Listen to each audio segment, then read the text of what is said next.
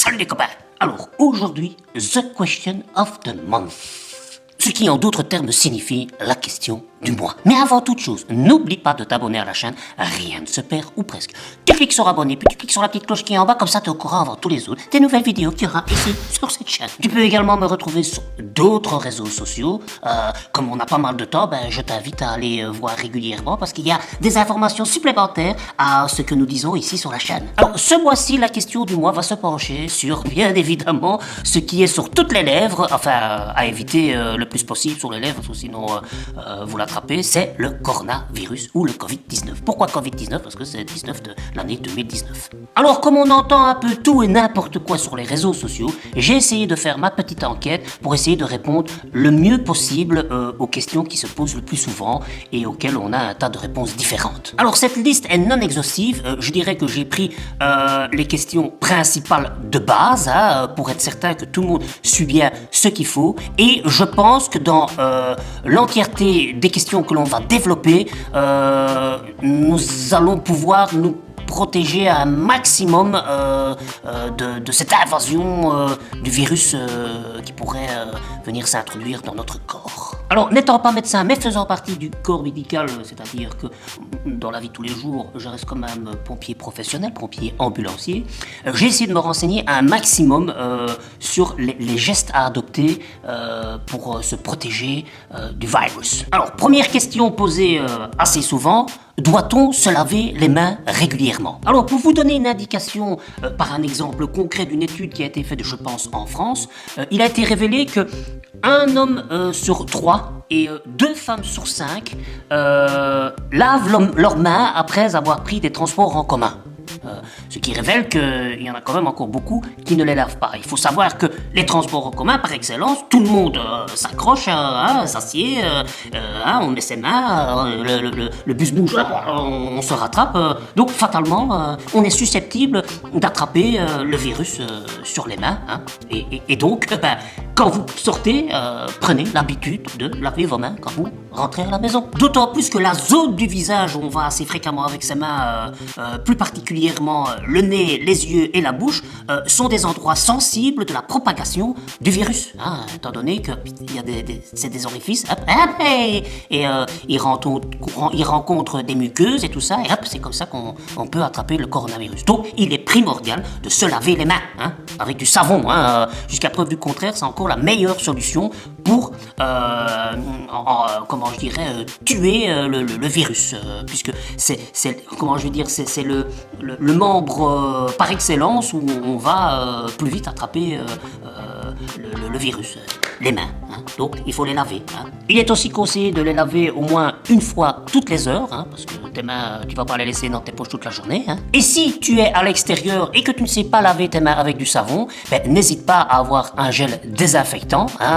Et si tu n'en trouves pas, que tu as l'impression que c'est un peu en pénurie, n'hésite pas, il y a une vidéo ici qui t'explique comment fabriquer ton gel toi-même assez facilement avec de l'aloe vera ou avec de l'alcool. Enfin, il y a moyen de le fabriquer soi-même. Et donc, essaye d'avoir sur toi toujours, quand tu es à l'extérieur, un petit flacon de gel que tu pourras utiliser quand tu auras touché telle et telle chose. En 2, dans le prolongement de la première question, faut-il se laver les mains régulièrement, n'hésitez pas aussi à désinfecter tous les endroits que vous avez touchés avec votre main. Je prends un exemple, par exemple, vous avez pris votre voiture, vous avez été faire vos courses, vous reprenez votre voiture, le volant, il faut un peu le désinfecter. Le pommeau de changement de vitesse, il faut le désinfecter. Donc tout ce que vous avez touché qui est susceptible de réutiliser après avec vos mains, il faut les désinfecter. Vous rentrez à la maison, vous touchez votre clenche de porte, pensez à la désinfecter de temps en temps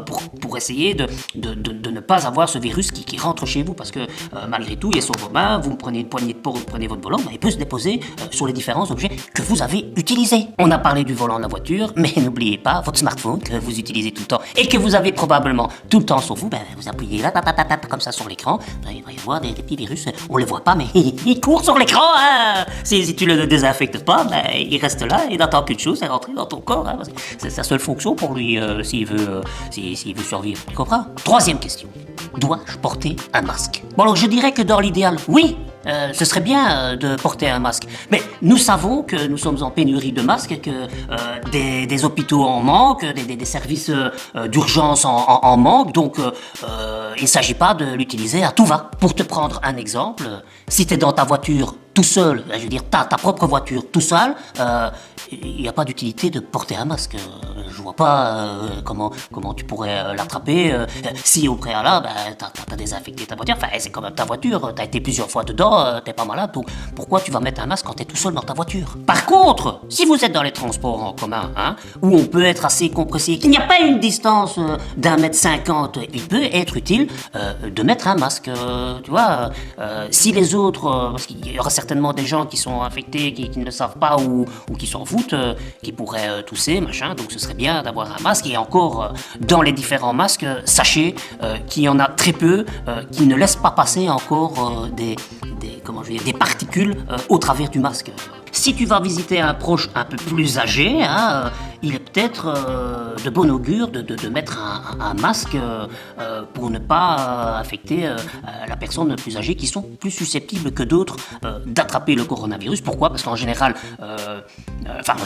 il y a énormément de personnes âgées qui ont des maladies qui peuvent être chroniques, comme les BPCO et tout ce qui s'ensuit, tous ceux qui ont de l'asthme, tous ceux qui ont des problèmes respiratoires. Ça ne ferait qu'augmenter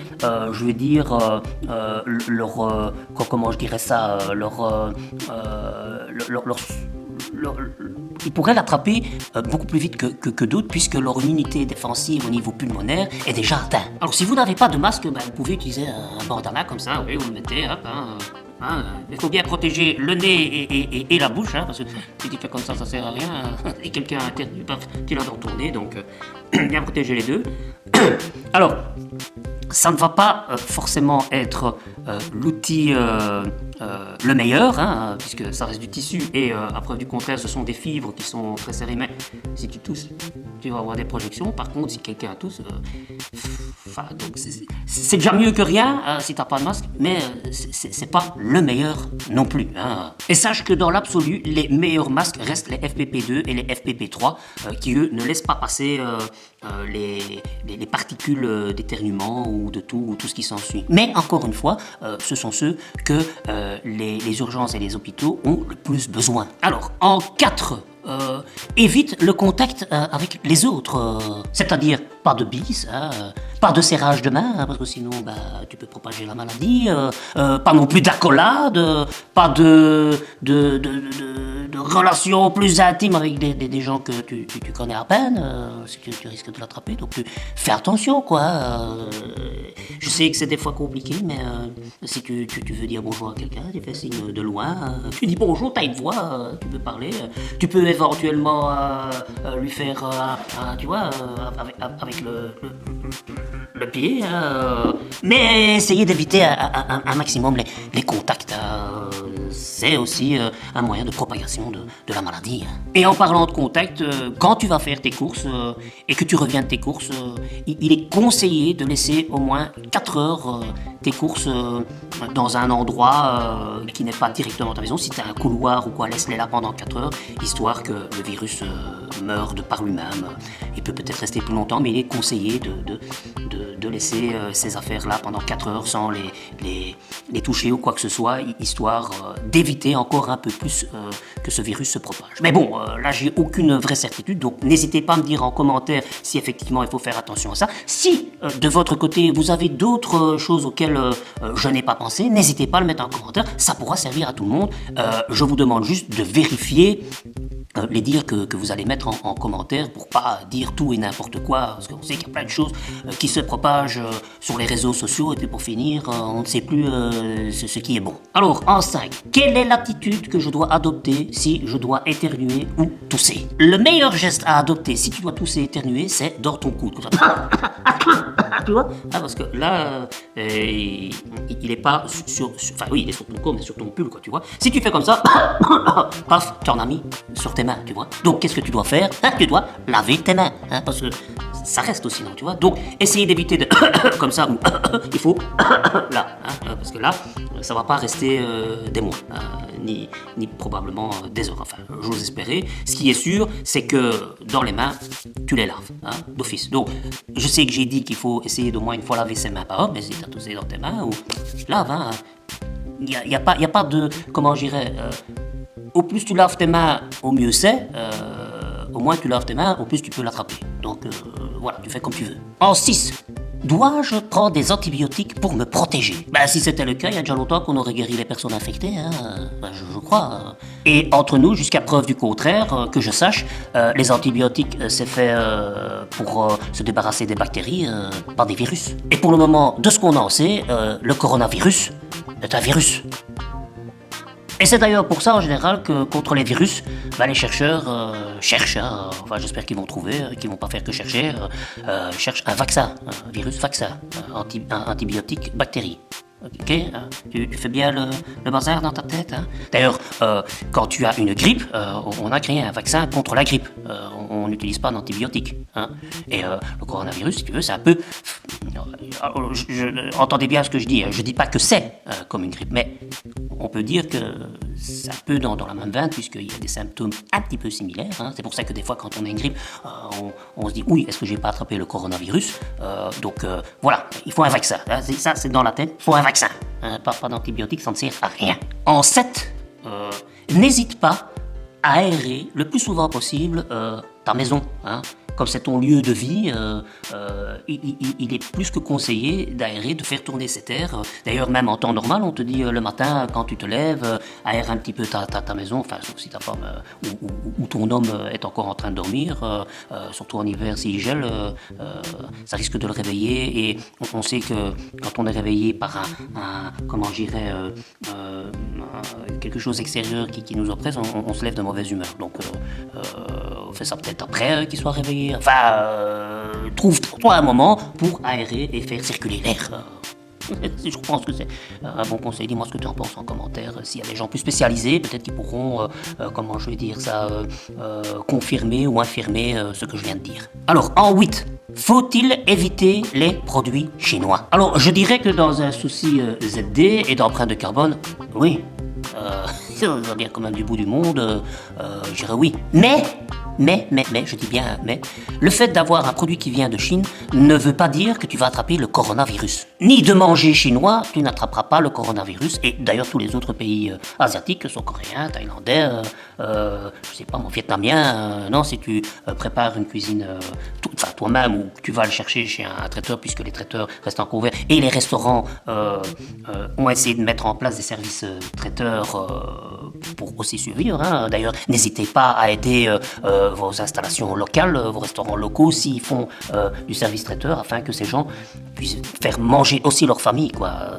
Tu vois ce que je veux dire? Et entre nous, si effectivement tu penses que tu ne dois pas utiliser les produits qui viennent de Chine ou manger de la cuisine asiatique, dans ce prolongement, toutes les hordes sauvages qui ont été agressivement s'approvisionner de pâtes dans les grands magasins et tout ça, ceux-là aussi sont susceptibles alors d'attraper le coronavirus, parce que jusqu'à preuve du contraire, l'Italie est quand même un des pays qui a été le plus touché par le coronavirus, donc on ne pourrait plus manger de la cuisine italienne ni des pâtes. Alors pourquoi avoir fait un stock pareil alors? Me le demande. Si on réagit comme ça tôt, non, on ne va pas attraper le coronavirus de produits venant de l'extérieur. En 9, est-ce que le Schweppes tonic ou les Schweppes agrumes et tout ça nous protège du coronavirus? Eh ben non, malheureusement. Alors c'est peut-être dû à l'amalgame qu'on a fait du fait que dans le Schweppes tonic, on trouve de la quinine, hein, qui était utilisée pour essayer de pallier au paludisme, qui a été très vite remplacé par la chloroquine, hein, et il y a certains chercheurs ou médecins qui ont fait des tests à partir de cette chloroquine et où ça a été positif, concluant pour essayer de guérir le coronavirus. Mais le seul problème, c'est que la chloroquine est une substance qui n'a rien à voir avec la quinine. Les propriétés sont pas les mêmes. Donc l'amalgame qu'on a fait, on s'est dit chloroquine, paludisme, paludisme quinine, ah oui, bah, le Schweppes tonic, on va pouvoir en boire, ça va soit nous protéger, soit nous guérir du coronavirus. Non, non, non, non, non. De plus, les quantités de quinine dans le Schweppes tonic est infime. Il faudrait boire des litres, des litres, des litres, et encore, comme ça n'a pas les mêmes propriétés, ça servirait à rien. Et il faut dire qu'actuellement, il n'y a encore aucun médicament qui n'est prescrit contre le coronavirus. Il y a encore des recherches qui sont faites. Enfin, officiellement, en tout cas, les recherches continuent et donc il n'y a encore rien de vraiment actuel pour pallier au coronavirus. À part, et je prends des gants. D'ailleurs, en parlant des gants, j'ai pas dit non plus. Vous pouvez mettre des gants si vous voulez. Mais encore une fois, prenez une réflexion, c'est que vos gants, vous les avez sur vous, vous prenez vos fruits. S'il y a effectivement des virus, ben, ils sont sur vos gants. Hein, ils sont pas sur vos mains, d'accord, ils sont sur vos gants. Et vous avez pris vos légumes, donc ils peuvent être susceptibles d'être dessus, ou vos sacs ou tout. Vous prenez votre volant, ben, regardez vos gants, ben, vous en avez mis sur vos gants. Donc c'est le même principe que si vous n'aviez pas de gants. Hein. Il faudra de toute façon, quand vous les jetez, laver vos mains et laver tous les endroits que vous avez touchés avec vos gants. Hein. Voilà, j'espère que ça répond aux questions qu'on se pose. Il y en aura peut-être certainement d'autres. Je n'ai pas toutes les réponses non plus. Et ici aussi, ce que je vous ai dit, bah, vérifiez aussi par vous-même hein, si effectivement... mais ça me semble sensé et vu au vu de tout ce que je côtoie, ça me semble bien réel. Je vous mettrai le lien de l'Organisation mondiale de la santé dans les commentaires, où là vous pourrez voir des tas de gestes à faire ou des questions que les gens se posent auxquelles l'organisme répond. Hein. Donc voilà, ça pourra peut-être je sais pas, vous rassurer aussi à ce niveau-là. Hein. D'ici là, je crois que le principal à faire, c'est de rester le plus possible chez vous. Ne sortez que pour vraiment les choses utiles comme vos courses. Hein. D'ailleurs, un confinement, c'est ça que ça veut dire, c'est qu'on reste chez soi. Trouvez-vous des occupations, hein, faites des vidéos, je sais pas, ou autre chose, mais de grâce, restez chez vous. On pourra peut-être penser à faire une vidéo sur que faire chez soi pendant le confinement. Si vous avez envie d'une petite vidéo là-dessus, vous le mettez en commentaire. Hein, je vous lis avec plaisir, comme toujours. Hein. Et d'ici là, je vous dis à bientôt. Et comme d'habitude, prenez soin de vous et salut les copains! Alors, la meilleure façon de utiliser beaucoup pour pallier au paludisme, hein, qui a été très vite remplacé par la chlorodine, je crois, quelque chose comme ça. Attendez, laissez-moi vérifier. C'est la chloroquine, hein, voilà, la chloroquine. Hein, et du coup, je vais recommencer parce que là, je m'embrouille moi-même. Chloroquine. Salut les copains!